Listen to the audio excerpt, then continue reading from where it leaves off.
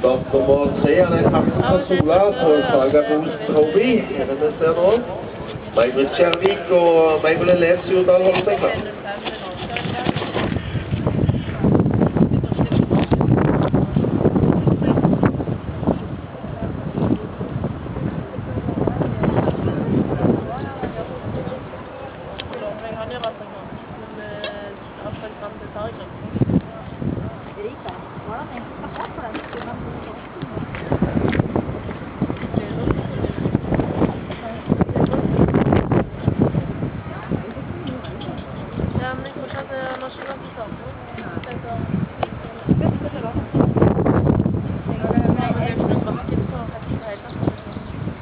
Han har det vært.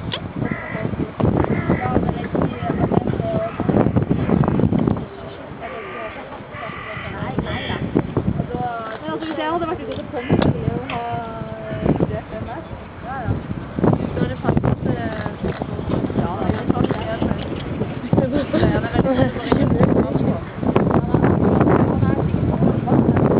Nei, når vi skjønte han, da var han 51 med 2. 49 hjemme og 51 stemmer. Så solgte han, så var han 49. Og da hadde han ikke skutt 5